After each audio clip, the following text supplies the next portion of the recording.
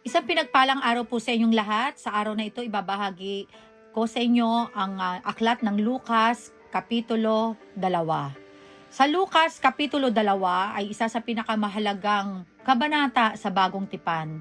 Dahil dito matatagpuan ang salaysay ng kapanganakan ng Panginoong Hesus, ang Panginoon at tagapagligtas. Ipinapakita ng kabanatang ito kung paano pumasok ang Diyos sa kasaysayan ng tao sa isang paraan na puno ng kababaang loob at pag-ibig. May mahalagang 3 puntos na nais kong ibahagi sa inyo. Una, ang plano ng Diyos. Sa Lucas chapter 2 verse 1 to 5, nang panahong iyon, iniutos ni Emperador Augusto na magkaroon ng sensus sa lahat ng nasasakupan ng imperyo ng Roma. Ang unang sensus na ito ginawa noong si Serenio, ang gobyerno ng Syria, kaya't umuwi ang mga tao sa sarili lang bayan upang magpatala mula sa Nazareth, isang lungsod sa Galilea. Si Jose ay pumunta sa Judea sa Bethlehem na bayang sinilangan ni Haring David sapagkat siya'y mula sa angkan David. Kasama rin niyang umuwi upang magpatala si Maria na kanyang maging asawa na nooy nagdadalang tao.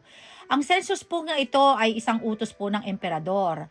Para sa mga tao, ito'y abala, pagod at dagdag na gastusin. Ngunit sa mata ng Diyos, ito'y bahagi ng kanyang dakilang plano. Ang paglalakbay po ni na Jose at Maria mula sa Nazareth patungong Bethlehem ay hindi po aksidente. Dahil ito po ay pagtupad sa propesiya na ang Mesyas ay isisilang sa Bethlehem. Sabi nga rin po sa Micah chapter 5 verse 2, sinabi ng Panginoon, Bethlehem, Ephrata, kahit na isa ka sa pinakamaliit na bayan sa Juda, manggagaling sa iyo ang taong maglilingkod sa akin bilang pinuno ng Israel. Ang kanyang mga ninuno ay kilalang-kilala noong unang panahon. So ano pong makikita natin dito? Na kahit ang mga desisyon ng gobyerno ay kayang gamitin ng Diyos. Kahit ang mga pangyayaring hindi natin gusto ay may layunin. Kahit ang mga bagay na hindi natin kontrolado ay nasa kamay ng Diyos. Kahit hindi natin nakikita ang ginagawa ng Diyos, gumagalaw siya sa likod ng lahat ng mga pangyayari o mga nangyayari sa ating buhay. Ang pangalawa po, paanyaya sa pagpapakumbaba. Sa Lucas chapter 2 verse 6 to 7, habang sila'y nasa Bethlehem, sumapit ang oras ng panganganak ni Maria. Isinilang niya ang kanyang panganay na isang lalaki, binalot niya sa lampi ng sanggol at inhiga sa isang sabsaban sapagkat wala ng lugar para sa kanila sa bahay panuluyan. Nasusulat din po sa 2 Corinto chapter 8 verse 9, sapagkat alam naman ninyo ang biyayang ipinakita ng ating Panginoong Hesus Kristo na kahit na mayaman siya doon sa langit, ay nagpakadukha siya dito sa mundo alang-alang sa atin para sa pamamagitan ng kanyang kahirapan ay maging mayaman tayo. So dito po ang Panginoong Hesus ay pinanganak sa sabsaban, isang lalagyan ng pagkain ng hayop.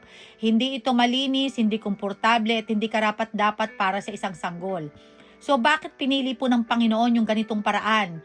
Dahil ipinapakita nito ang kanyang kababaang loob.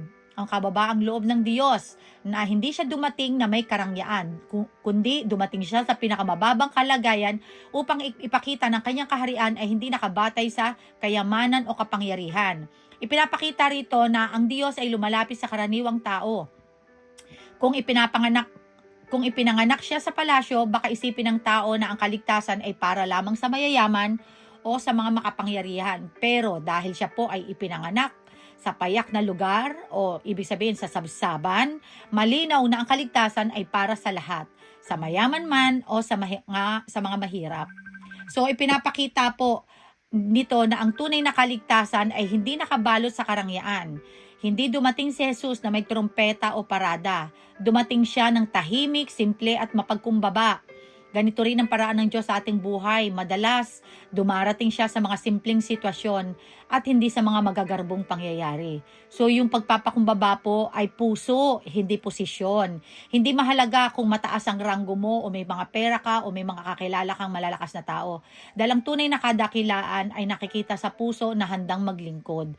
Ang pagpapakumbaba po ay pagsunod sa halimbawa ng Panginoong Hesukristo at mababasa po natin yan sa Filipos chapter 2 verse 5 to 8 na iniwan niya po yung kaluwalhatian ng langit, nag-anyong tao siya, naging masunurin hanggang kamatayan. Kung siya na siya'y Diyos ay nagpakumbaba, tayo rin ay tinawag na magpatawad, maglingkod, magpakumbaba tayo sa harap ng Diyos, magkaroon tayo ng puso mapagkumbaba dahil ang pagpapakumbaba ay daan po ng pagpapala. Ang mapagkumbaba ay itinataas ng Diyos at ang mapagmataas ay ibinababa. Ang pangatlo naman po ay pagpapatunay ng katapatan ng Diyos sa kanyang salita. Sa Lucas chapter 2 verse 10 to 11, ngunit sinabi sa kanila ng anghel, "Huwag kayong matakot, ako'y may dalang magandang balita para sa inyo na magdudulot ng malaking kagalakan sa lahat ng tao. Isinilang sa inyo ngayon sa bayan ni David ang tagapagligtas, ang Kristong Panginoon." Yung anunsyo po ng anghel sa mga pastol ay patunay na ang Diyos ay tapat sa kanyang pangako na matagal nang pinoropesiya sa lupang tupan ang pagdating ng Mesyas. At sa Lucas chapter 2 makikita natin lahat dito na natupad ng eksakto sa tamang lugar, tamang panahon at tamang paraan. Dahil dito nga po sa verse 15, mababasa natin, nang makaalis na ang mga anghel pabalik sa langit, nag-usap-usap ang mga pastol. Tayo na sa Bethlehem at tingnan natin ang pangyayaring sinabi sa atin ng Panginoon. So yung mga pastol mismo nagsabi, ipinahayag ng Panginoon sa atin. Ibig sabihin na ang Diyos ay hindi nagsisinungaling at hindi nagkakamali. Kung anong sinabi niya, iyon ang kanyang gagawin. So, ano pong sinasabi po rito o nais nating matutunan po rito na ang Diyos po ay talagang mapapagkatiwalaan, na ang kanyang pangako ay hindi napapako. Ang kapanganakan po ng Panginoong Hesus ay patunay na ang Diyos ay gumaganap sa kanyang salita. Ang pagsilang ng Panginoong Hesus ay hindi aksidente. Ito'y katuparan ng pangako ng Diyos na nagpapakita ng kanyang katapatan sa bawat salitang kanyang binitawan. So, yung conclusion po sa Filipos chapter 2 verse 7 to 8. Kundi hinubad niya ang kanyang sarili at nagaanyong alipin at nagpakumbaba at naging masunurin hanggang kamatayan. So, ang kapanganakan po ng Panginoong Hesus sa sabsaban ay simula pa lamang ng kanyang pagpapakumbaba. Mula sa kanyang pagsilang hanggang sa kanyang kamatayan, ipinakita niya ang uri ng pag-ibig na handang magpakumbaba para sa ikakabuti ng iba. Ito'y paanyaya rin sa atin, kung siya ay nagpakumbaba para sa atin, tayo rin ay dapat mamuhay na may kababaang loob, pag-ibig at pagsunod sa Diyos. Ayan po ang ating topic po ngayon, na nawa po'y may natutunan po ang bawat isa. God bless everyone!